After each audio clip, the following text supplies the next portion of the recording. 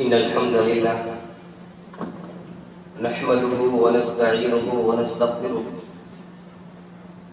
ونعوذ بالله من شرور أنفسنا ومن سيئات أعمالنا من يهده الله فلا مضل له ومن يضلله فلا هادي له وأشهد أن لا إله إلا الله وحده لا شريك له وأشهد أن محمدا عبده ورسوله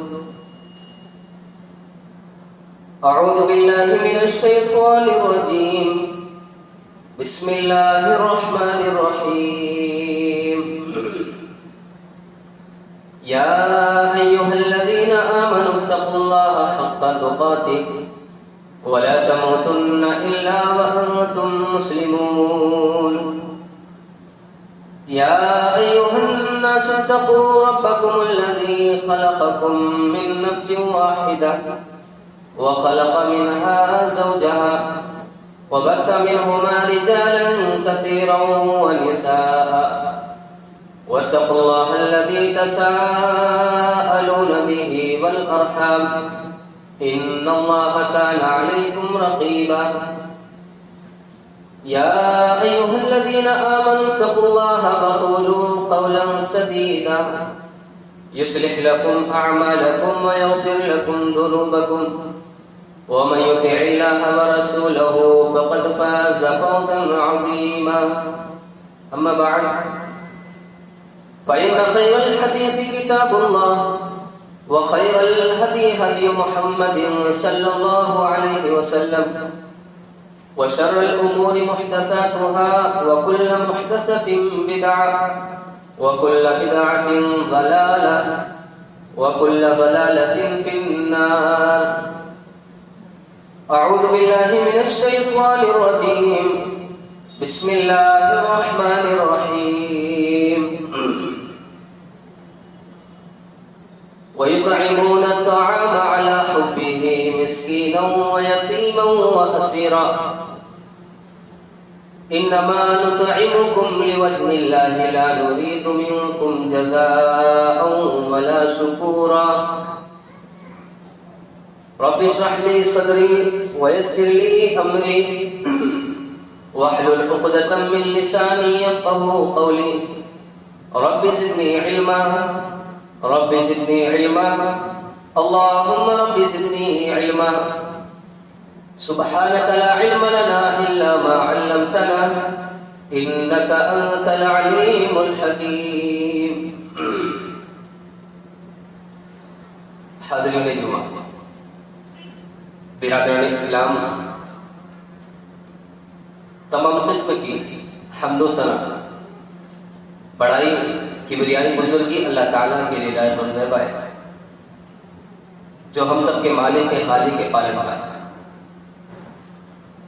بعدہو درود و سلام نازل ہو تمام انبیاء کرام پر، بالخصوص اللہ کے آخری نبی جناب محمد رسول اللہ صلی اللہ علیہ وسلم پر۔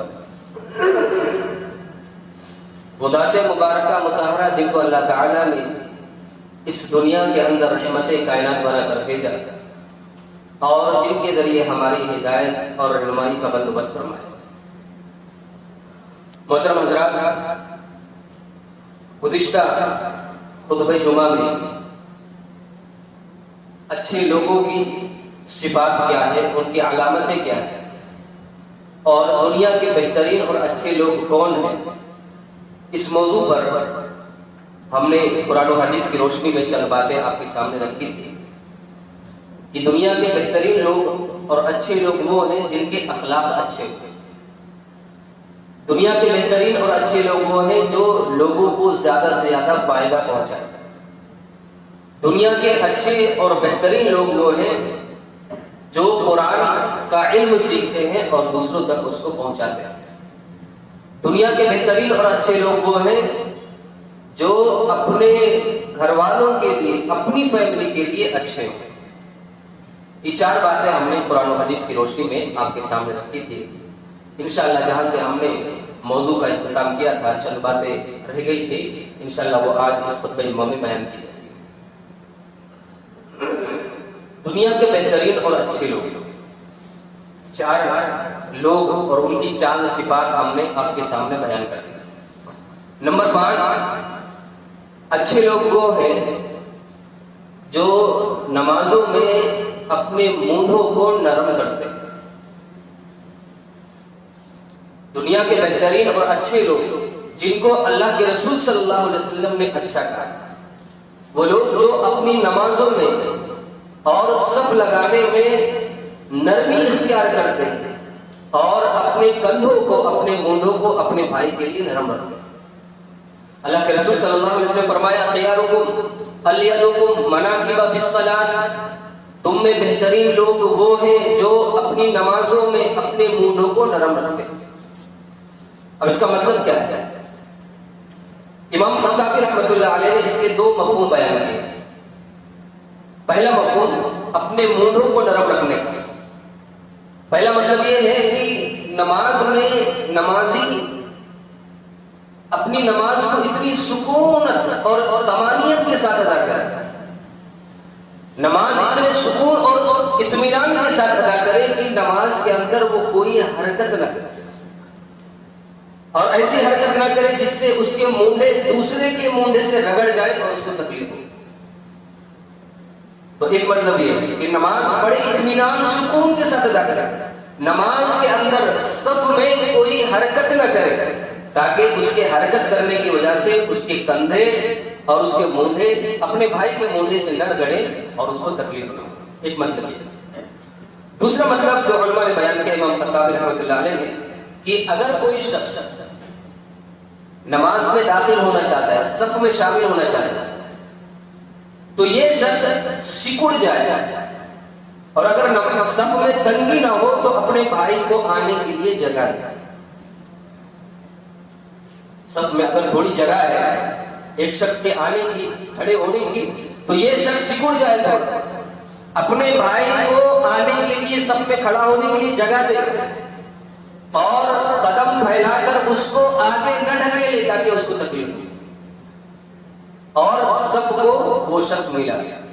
ایک مطلب یہ ہے، اور اسی مطلب کو اللہ کے رسول صلی اللہ علیہ وسلم نے حدیث کے اندر بھی بیان کیا، فرمایا اقیموا الصفوف، اقیموا الصفوف، کہ صفوں کو مکمل کرو، سیدھی کر لو، وحاذوا بین المناکب، اور اپنے مونڈوں کو، کندھوں کو برابر رکھو، وسدوا الخلل، اور بیچ میں جو خالی جگہ ہے اس کو پوری کر لو، اس کو مکمل کر لو، خالی جگہ نہ چھوڑو، وَلْيَمِنُوا بِأَيْدِي إِخْوَانِكُمْ، اور اپنے بھائیوں کے لیے تم نرم پڑ جاؤ، وَلَا تَذِرُوا فُرْجَاتٍ لِلشَّيْطَانِ، اور شیطان کے لیے بیچ میں خالی جگہ مت چھوڑو، اس لیے کہ جب صف کے اندر بیچ میں خالی جگہ ہوتی ہے تو حدیث میں آتا ہے شیطان بکری کی شکل میں صف کے اندر داخل ہوتا ہے اور نمازیوں کے اندر وسوسے پیدا کرتا ہے، اس کی نماز کو خراب کرتا ہے۔ تو کہا وَلَا تَذِرُوا فُرْجَاتٍ لِلشَّيْطَانِ، سب میں شیطان کے لیے خالی جگہ مت چھوڑو اور سب کو ملاؤ، وَمَنْ وَصَلَ صَفًّا وَصَلَهُ اللَّهُ، اور جو سب کو ملاتا ہے اللہ تعالیٰ اس کو ملاتا ہے، وَمَنْ قَطَعَ صَفًّا قَطَعَهُ اللَّهُ، اور جو سب کو توڑ دیتا ہے، سب کو توڑنا کیا ہے کہ آدمی قدم سے قدم، کندھے سے کندھا نہ ملائے، سب کو توڑ دے، تو جو سب کو توڑتا ہے قطعہ اللہ، اللہ تعالیٰ اس کو توڑ دے، اللہ اس کو اپنی رحمت سے دور کرے۔ تو اس حدیث کے اندر بھی پتہ چلا کہ آدمی اگر خالی جگہ ہے تو اگر کوئی شخص سامنے سے صف میں آنا چاہ رہا ہے تو تھوڑا سا سکڑ جائے تو اس کو جگہ دے تاکہ یہ سب اس کی مکمل ہو جائے، پوری ہو جائے۔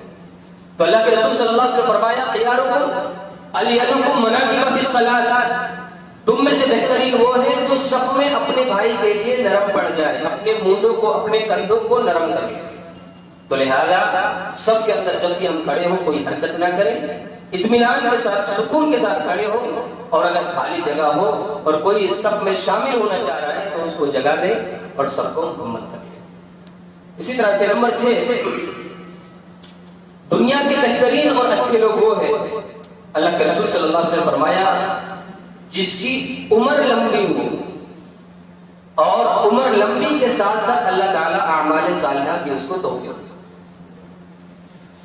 عمر بھی اس کی لمبی ہو، طویل ہو، اور لمبی عمر کے ساتھ ساتھ اچھے عمل بھی وہ کرے. تو اللہ کے رسول صلی اللہ علیہ وسلم نے فرمایا یہ دنیا کے بہترین اور اچھے لوگ ہیں. حدیث میں آتا ہے اللہ کے رسول صلی اللہ علیہ وسلم سے ایک شخص نے سوال کیا کہ اللہ کے رسول بہترین شخص کون ہے؟ انسانوں میں سب سے بہتر اور اچھا آدمی کون سا ہے؟ تو اللہ کے رسول صلی اللہ علیہ وسلم نے جواب دیا من طال عمرہ وحسن عملہ، جس کی عمر لمبی ہو اور اس کے عمل اچھے. ظاہر سی بات ہے عمر لمبی ہوگی، اچھے عمل ہوں گے تو نیکیوں میں اضافہ ہوگا، اجر و ثواب میں اضافہ ہوگا، نیکیاں زیادہ ہوں گی. جتنی زیادہ لمبی عمر ہوگی نیکیاں زیادہ ہوں گی، اور نیکیاں زیادہ ہوں گی تو یہ جنت میں جانے کا سبب بنے گا. تو جس کی عمر لمبی ہو، اعمال صالحہ بھی اس کے اچھے ہو، تو فرمایا کہ یہ آدمیوں میں سب سے بہتر آدمی ہے. پھر اللہ کے رسول صلی اللہ علیہ وسلم سے پوچھا گیا کہ برا شخص کون سا ہے، برے انسانوں میں سب سے برا آدمی کون سا ہے؟ آپ نے فرمایا من طال عمرہ وساء عملہ، جس کی عمر لمبی ہو اور اس کے اعمال برے ہو. عمر اس کی طویل ہے، لمبی ہے، اور عمل اس کے برے ہیں، بے نمازی ہے، شرابی ہے، اور اسی طرح سے جھوٹ بولتا ہے، زنا کرتا ہے، دوسرے گناہ بھی کام کرتا ہے، اور عمر بھی اس کو لمبی ملی ہے. تو ظاہر سی بات ہے عمر لمبی ہے، گناہ زیادہ ہے، اور گناہ بھی کرتا ہے، تو یہ ساری چیزیں اس کو جہنم میں جانے کا سبب بنے گی. تو اس لیے فرمایا کہ سارے انسانوں میں سب سے برا آدمی عمر لمبی ہو، گناہ زیادہ ہو، اور سارے لوگوں میں سب سے اچھا آدمی وہ ہے جس کی عمر لمبی ہو، اچھے عمل ہو. تو وہ شخص جس کو لمبی عمر دے اللہ تعالیٰ اور حسن اعمال کی بھی توفیق دے، تو یہ سارے انسانوں میں سب سے اچھا آدمی ہے اس طرح.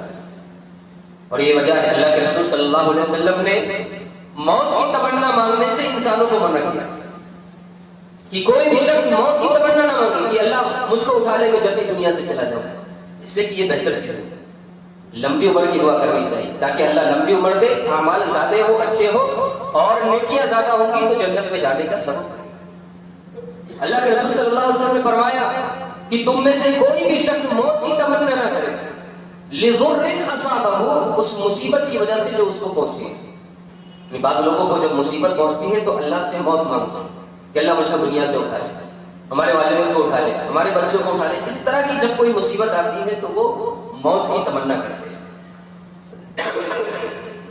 حالانکہ اللہ کے رسول صلی اللہ علیہ وسلم نے موت کی تمنا کرنے سے منع فرمایا، اور فرمایا کہ اگر موت کی تمنا کرنا بہت ہی ضروری ہے تو کس طرح سے دعا کی جائے اللہ تعالیٰ سے؟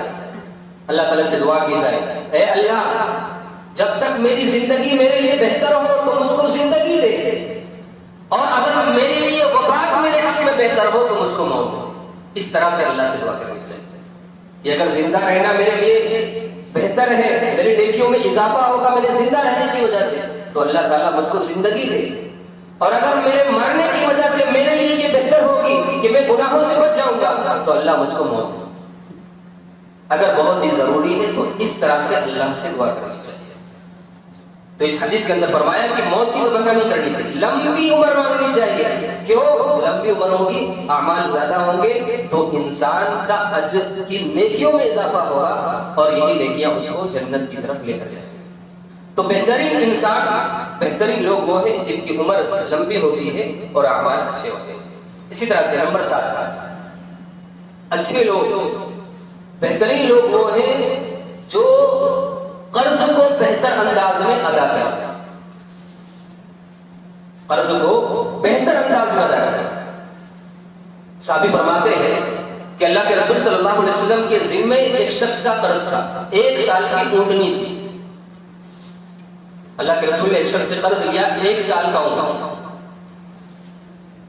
کچھ دنوں کے بعد جب وہ مدت گزر گئی تو وہ شخص اپنے قرض کو مانگنے کے لیے اللہ کے رسول کے پاس آیا، اور اللہ کے رسول صلی اللہ علیہ وسلم سے عرض کیا کہ اللہ کے رسول آپ نے 1 سال کا اونٹ مجھ سے قرض لیا،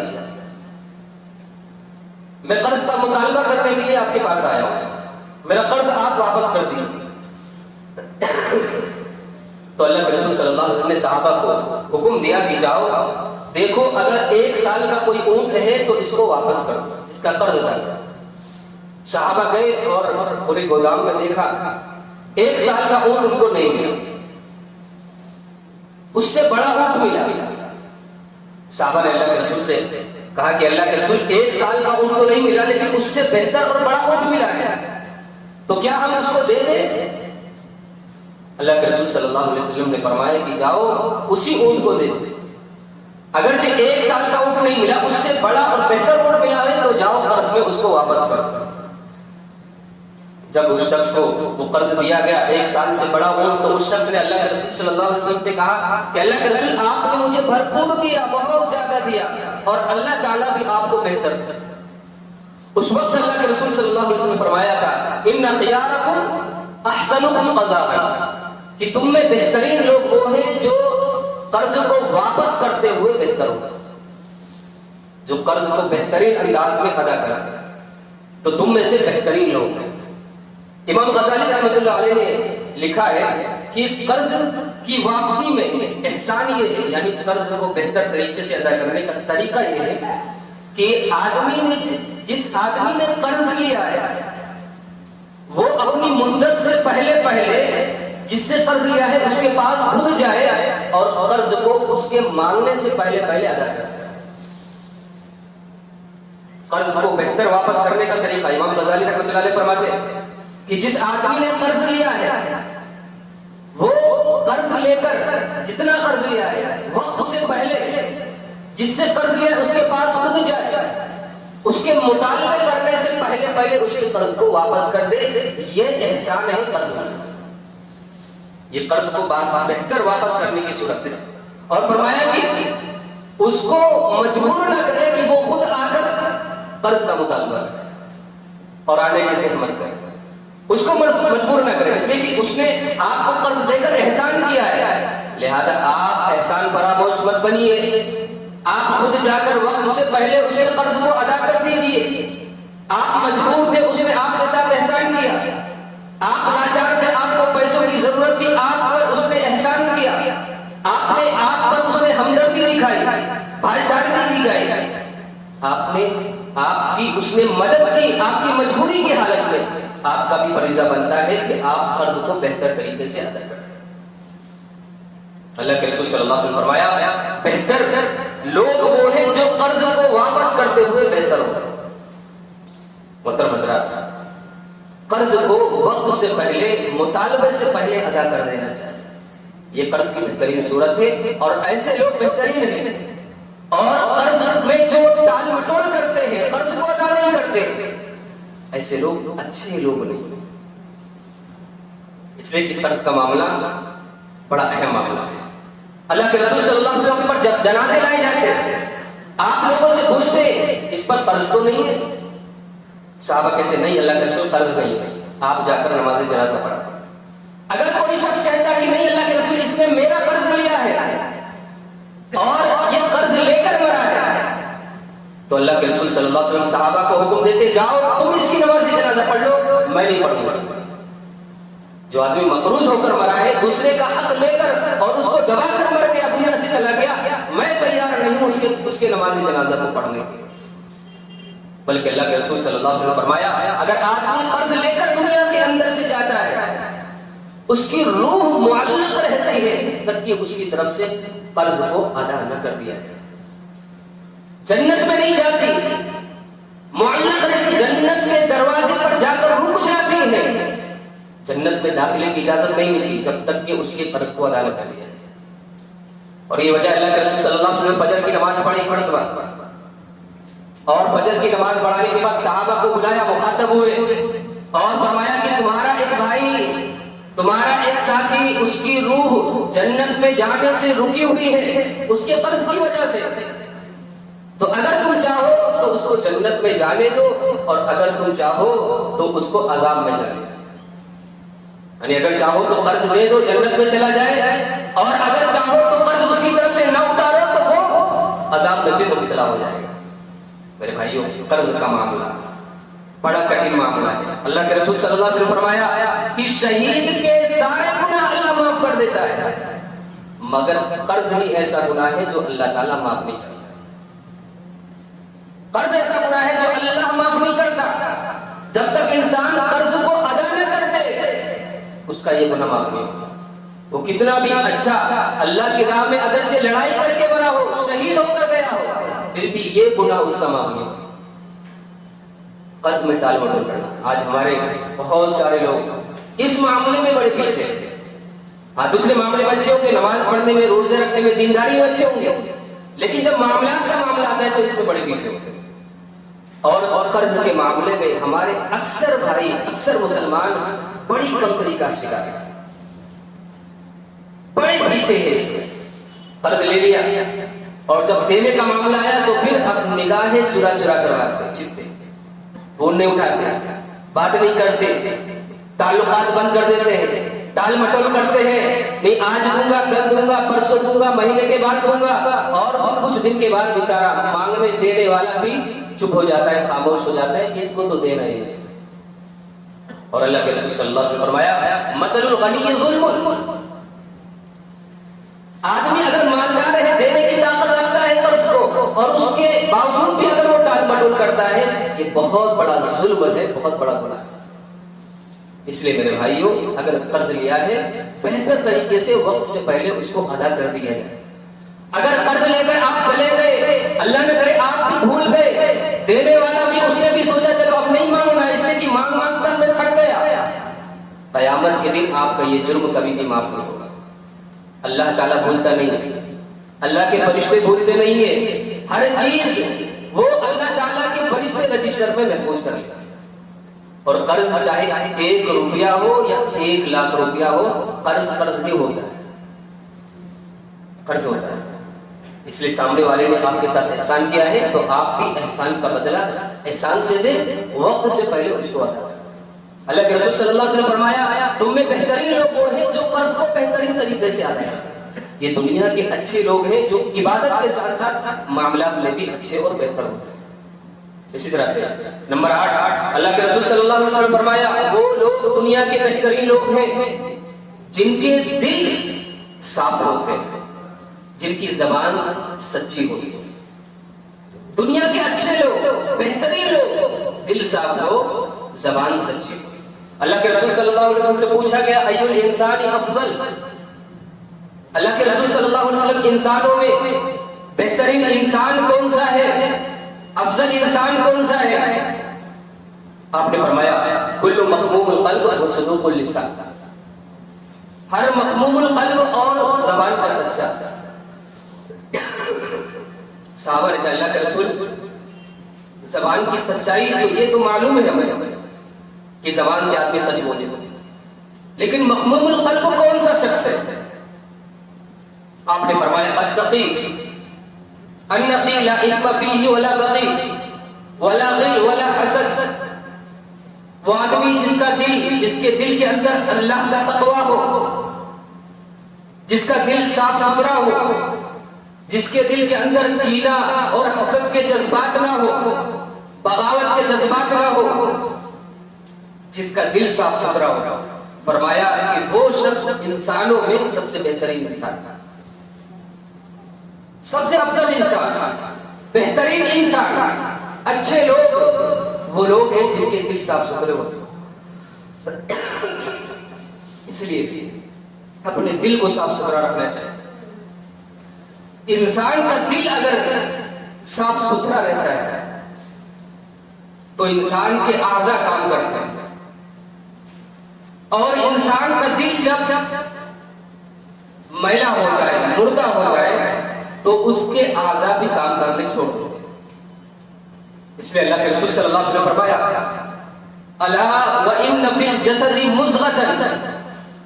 لوگوں جان لو انسان کے جسم کے اندر گوشت کا ایک حصہ ہے، اذا صلحت صلح الجسد كله. اگر وہ صحیح ہو سارا جسم صحیح رہتا ہے. وَإِذَا فَسَدَتْ فَسَدَ الْجَسَدُ كُلُّهُ. اور اگر وہ بگڑ جائے سارا جسم بگڑ جائے. آپ نے فرمایا الا وہی القلب، لوگوں جان لو کہ وہ دل ہے۔ دل اگر صاف ستھرا ہو، دل کے اندر اگر کینہ نہ ہو، دل انسان کا شفاف ہو، تو پھر اللہ کے رسول صلی اللہ علیہ وسلم فرمایا کہ ایسے لوگ دنیا کے بہترین لوگ۔ اس لیے ہمیں اور آپ کو اپنا دل صاف ستھرا ہونا چاہیے۔ دل جو صاف ستھرا رکھتے ہیں یہ دنیا کے بہترین انسان ہیں، اس لیے کہ اللہ کے رسول صلی اللہ علیہ وسلم نے ان کو افضل انسان کہا۔ اور اللہ تعالیٰ بھی انسان کے دل کی طرف دیکھتا ہے۔ اللہ تعالیٰ انسان کے چہرے کو نہیں دیکھتا، اس کے مال کو نہیں دیکھتا، اس کی جائیداد اور بلڈنگوں کو نہیں دیکھتا۔ اللہ تعالیٰ انسان کے دل کو دیکھتا ہے کہ اس کا دل کیسا ہے۔ ان اللہ لا ينظر الى صورکم ولا اموالکم، کہ اللہ تعالیٰ بے شک تمہارے چہروں کی طرف نہیں دیکھتا، کتنا خوبصورت ہے انسان، کتنا بھاری بھرکم ہے، نہیں دیکھتا۔ ولا اموالکم، نہ تمہارے مالوں کی طرف دیکھتا ہے۔ ولکن ينظر الى قلوبکم واعمالکم، لیکن اللہ تعالیٰ تمہارے دلوں کی طرف دیکھتا ہے، تمہارے اعمال کی طرف دیکھتا ہے۔ تو ایسے لوگ جو اپنے دل کو صاف ستھرا رکھتے ہیں، جن کی زبان سچی ہوتی ہے، سچ بولتے ہیں، یہ دنیا کے بہترین لوگ ہیں۔ اسی طرح سے اللہ کے رسول صلی اللہ علیہ وسلم فرمایا کہ دنیا کے بہترین لوگ، دنیا کے اچھے لوگ وہ ہیں جو لوگوں کو کھانا کھلاتے ہیں۔ دنیا کے بہترین لوگ وہ لوگ جو لوگوں کو کھانا کھلاتے ہیں۔ قرآن میں اللہ تعالیٰ فرماتے ہیں وَيُطْعِمُونَ الطَّعَامَ عَلَىٰ حُبِّهِ مِسْكِينًا وَيَتِيمًا وَأَسِيرًا، وہ لوگ جو مسکینوں کو، یتیموں کو، قیدیوں کو کھانا کھلاتے ہیں۔ إِنَّمَا نُطْعِمُكُمْ لِوَجْهِ اللَّهِ لَا نُرِيدُ مِنكُمْ جَزَاءً وَلَا شُكُورًا، اور کھانا کھلانے کے بعد یہ کہتے ہیں کہ اللہ ہم نے کھانا کھلایا ہے تیری رضا کے لیے، ہم ان سے شکر گزاری بھی نہیں چاہتے کہ یہ ہمارا شکریہ کرے، ادا کرے، اور نہ ہی ہم چاہتے ہیں کہ اس کے بدلے میں یہ ہمیں کوئی تحفہ دے، ہم جزا بھی نہیں چاہتے اور شکر گزاری بھی نہیں چاہتے، اے اللہ ہم نے تیری رضا کے لیے ان کو کھانا کھلایا۔ تو یہ لوگ جو کھانا کھلاتے ہیں دوسرے کو، فرمایا یہ دنیا کے بہترین لوگ۔ عبداللہ بن سلام رضی اللہ تعالیٰ عنہ فرماتے ہیں کہ اللہ کے رسول صلی اللہ علیہ وسلم جب مدینہ تشریف لے کر مکہ سے، تو جن باتوں کی اللہ کے رسول صلی اللہ علیہ وسلم نے سب سے پہلے صحابہ کو تعلیم دی، انہی باتوں میں سب سے پہلی بات یہ تھی کہ لوگوں ایک دوسرے کو کھانا کھلانا۔ عبداللہ بن سلام رضی اللہ تعالیٰ عنہ فرماتے ہیں جب اللہ کے رسول صلی اللہ علیہ وسلم مکہ سے مدینہ ہجرت کر کے آئے تو ہر شخص کی خواہش تھی کہ وہ جا کر اللہ کے رسول کا دیدار کرے۔ ہر شخص جاتا اور اللہ کے رسول کا دیدار کرتا اور یہ سعادت حاصل کر کے اپنے گھر کی طرف روانہ۔ عبداللہ بن سلام فرماتے ہیں کہ میرے اندر بھی خواہش ہوئی کہ میں بھی جا کر اللہ کے رسول صلی اللہ علیہ وسلم کا دیدار کروں۔ فرماتے میں اللہ کے رسول کے پاس آیا، آپ کے چہرے کا دیدار کیا، اور پھر اللہ کے رسول صلی اللہ علیہ وسلم نے ہمیں چند باتوں کی تعلیم دی، اور سب سے پہلی بات جو اللہ کے رسول صلی اللہ علیہ وسلم فرمائی وہ یہ تھی یا ایھا الناس افشوا السلام واطعموا الطعام وصلوا الارحام والناس نیام تدخل الجنة بسلام۔ فرمایا اے لوگوں سلام کو عام کرو، کھانا کھلاؤ، صلہ رحمی کرو، لوگ جب سو رہے ہو تو اٹھ کر نماز پڑھو، تدخل الجنة بسلام، سلامتی کے ساتھ جنت کے اندر چلے جاؤ۔ یہ کام کر لو، سلامتی کے ساتھ چلے جاؤ، سلام کو عام کرو، کھانا کھلاؤ بھوکوں کو، صلہ رحمی کرو، راتوں کو اٹھ کر نمازیں پڑھو، امن و سلامتی کے ساتھ جنت کے اندر چلے جاؤ۔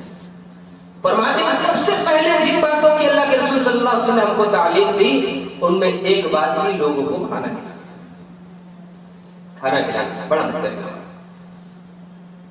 ابراہیم علیہ السلام کے پاس جب فرشتے خوشخبری دینے کے لیے آئے بیٹے کی، تو ابراہیم علیہ السلام نوجوان شکل سے، ابراہیم علیہ السلام نے سمجھا یہ میرے مہمان ہیں، گھر کے اندر گئے، بچڑا ذبح کیا، اس کو بھونا اور لا کر جو فرشتے تھے ان کے سامنے لا کر پیش کر دیا۔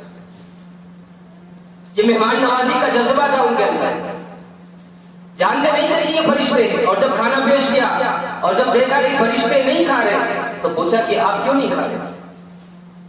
تب جا کر فرشتوں نے کہا کہ ہم تو اللہ کی طرف کے بیٹے قاصد ہیں، فرشتے ہیں جو آپ کو بیٹے کی خوشخبری دینے کے لیے آئے.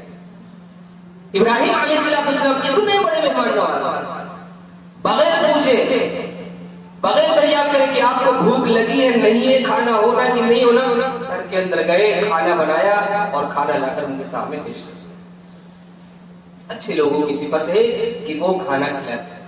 اور اللہ کے رسول صلی اللہ علیہ وسلم صحابہ کے اندر یہ صفت، یہ خوبی اس قدر پیدا کرتی کہ صحابہ خود بھوکے رہتے لیکن اپنے مہمان کو، مسافر کو کبھی بھی بھوکا نہیں سلاتے. خود بھوکا رہ جاتے، بچے بھوکے ہو رہ جاتے، لیکن آنے والا جو مہمان ہوتا وہ بھوکا نہیں سوتا. اور اس کی بہترین مثال ابو طلحہ رضی اللہ تعالیٰ عنہ کا واقعہ کہ اللہ کے رسول صلی اللہ علیہ وسلم کی خدمت میں جب ایک مسافر آیا، مہمان آیا، اور اللہ کے رسول صلی اللہ علیہ وسلم سے زیادہ کوئی مہمان نواز نہیں کرنے آیا. آپ دنیا کے سب سے بڑے مہمان نواز ہیں، سب سے زیادہ لوگوں کو کھانا کھلانے والے. حالانکہ اللہ کے رسول کے گھر میں کچھ ہوتا نہیں تھا لیکن مہمان نوازی کا جذبہ بہت بڑا. اللہ کے رسول کی خدمت میں جب مہمان آیا تو اللہ کے رسول نے لوگوں کو حکم دیا کہ جاؤ گھر سے پوچھ کر آؤ کیا کچھ ہے کھانے کے لیے مہمان کے. اما عائشہ رضی اللہ تعالیٰ عنہ نے گھر کی تلاشی کی، دیکھا تو کچھ نہیں تھا. کہا کہ جا کر بتلا دو اللہ کے رسول سے کہ گھر کے اندر صرف پانی ہے، کھجور بھی نہیں. اما عائشہ فرماتی ہے بسا اوقات جب لوگوں نے پوچھا کہ اما عائشہ آپ کے گھر کا گزارا کیسے چلتا تھا تو فرماتی ہے بسا اوقات کئی دن گزر جاتے، مہینے گزر جاتے، ہمارا چولہا نہیں جلتا تھا. تو لوگوں نے پوچھا اما عائشہ تو آپ کے گھر کا گزارا کیسے چلتا تھا؟ کہا کہ پانی اور کھجور پر ہمارے گھر کا گزارا چلتا ہے. یہ گھر کی حالت ہے. کہا کہ جاؤ بتلا تو گھر کے اندر پانی کے سوا کچھ نہیں ہے. وہ قاصد آیا اور اللہ کے رسول کو اطلاع دی کہ گھر کے اندر مہمان کے لیے کچھ بھی نہیں ہے، صرف پانی. اب صرف پانی سے تو مہمان نوازی نہیں کی جا سکتی. اللہ کے رسول مسجد نبوی کے اندر بیٹھے، صحابہ سے اللہ کے رسول فرما رہے کون ہے جو اس مہمان کی مہمان نوازی کرے گا؟ ابو طلحہ رضی اللہ تعالیٰ عنہ جو مدینہ کے مشہور صحابی تھے وہ کھڑے ہوئے کہا کہ اللہ کے رسول اس کو میرا مہمان بنایا. مہمان بنایا، گھر کے اندر لے گئے. ابھی معلوم نہیں ہے گھر کے اندر کچھ ہے کہ نہیں. مہمان بنا کر گھر کے اندر لے گئے. بیوی سے پوچھا کیا مہمان کے لیے کچھ کھانا ہے؟ بیوی نے کہا کہ نہیں، صرف کھانا تو اتنا ہی ہے جتنا بچوں کے لیے کافی ہو جائے. بس بچے اپنا پیٹ بھوک سے بھر لے اتنا ہی کھانا ہے بس، اور اس سے زیادہ کھانا نہیں. تو کہا ٹھیک ہے آج بچوں کو بھوکا سلا دیں گے لیکن مہمان کو بھوکا نہیں سلا سکتے. مہمان کو بھوکا نہیں سلا سکتے. اور وہ زمانہ بھی ایسا زمانہ کہ مہمان کے ساتھ میزبان کو بھی ساتھ میں بیٹھنا پڑتا ہے. اب یہاں پر معاملہ ایسا ہے کہ کھانا ایک آدمی کا، میزبان دو ہے، کھانا تو ایک آدمی کا ہے. ترتیب سوچیے، ترکیب سوچیے. ابو طلحہ رضی اللہ تعالیٰ عنہ نے اپنی بیوی سے کہا، ام سلیم رضی اللہ تعالیٰ عنہ سے کہا کہ جب ہم کھانا کھانے کے لیے بیٹھیں گے آپ اپنا چراغ ہو جائے گا اور اندھیرا ہو جائے گا تو مہمان کو لگے گا کہ میزبان بھی کھا رہے ہیں اور مہمان پیٹ بھر کر کھا لے گا، ہمارا بھی کام بن جائے گا، مہمان کا بھی کام بن جائے گا. اور یہی ہوا. کھانا لا کر پیش کر دیا گیا مہمان کے سامنے، دسترخوان بچھایا گیا. مہمان بھی ہے، میزبان بھی ہے، کھانا ایک آدمی کا ہے. ادھر ام سلیم رضی اللہ تعالیٰ عنہ اٹھی اور چراغ کو بجھا دیا، اندھیرا چھا گیا. مہمان نے خوب شیر ہو کر کھا لیا، پیٹ بھر گیا. میزبان تھے بھوکے رہے، بچے تھے بھوکے سلا دیا گیا، لیکن مہمان کو بھوکا نہیں سلا. اور یہ عمل اللہ تعالیٰ کو اتنا پسند آیا، اللہ تعالیٰ نے وہی بنا کر قرآن کی آیت کریمہ نازل کر دی، وَيُطْعِمُونَ الطَّعَامَ عَلَىٰ حُبِّهِ مِسْكِينًا وَيَتِيمًا وَأَسِيرًا. کہ وہ لوگ جو مسکینوں کو، بیواؤں کو، یتیموں کو اور غریبوں کو، لاچاروں کو کھانا کھلاتے ہیں، خود بھوکے رہ جاتے ہیں، بچے بھوکے رہ جاتے ہیں، لیکن مہمانوں کو بھوکا نہیں سلاتے. اور جب صبح ہوئی فجر کے بعد جب اللہ کے رسول صلی اللہ علیہ وسلم کی خدمت میں جب حاضر ہوئے تو اللہ کے رسول صلی اللہ علیہ وسلم نے فرمایا اے ابو طلحہ تمہارے اس عمل پر اللہ تعالیٰ ہنسا بھی اور اللہ تعالیٰ خوش بھی ہوا. اللہ تعالیٰ نے یہ کمال یا خوبی اس طرح سے صحابہ کے اندر پیدا کر دی, خود بھوکے رہ جاتے لیکن مہمان کو کبھی بھوکا نہیں سنا سکتا. میرے بھائیو, دنیا کے بہترین لوگ وہ ہیں جو کھانا کھلاتے ہیں. اچھے لوگوں کی عادت ہے کھانا کھلانا, برے لوگوں کی عادت ہے بخیلی کرنا. اچھے لوگوں کی عادت ہے مہمان نوازی کرنا, برے لوگوں کی عادت ہے مہمان کو بھگانا اور اس کی مہمان نوازی کرنا. اس لیے اللہ کے رسول صلی اللہ علیہ وسلم نے فرمایا من کان یؤمن باللہ والیوم الاخر فلیکرم ضیفہ, جو اللہ پر یوم آخرت پر ایمان رکھتا ہے اسے چاہیے کہ مہمان کی عزت کرے. عزت کیا ہے؟ عزت یہی ہے کہ آپ مہمان کو کھانا کھلائیں, عزت و احترام کے ساتھ رکھیں, یہ مہمان کی عزت ہے. تو فرمایا وہ لوگ جو مہمانوں کی عزت کرتے ہیں, تکریم کرتے ہیں, کھانا کھلاتے ہیں, یہ دنیا کے اچھے لوگ ہیں, یہ دنیا کے بہترین لوگ ہیں. لہذا ایک دوسرے کو کھانا کھلانا چاہیے.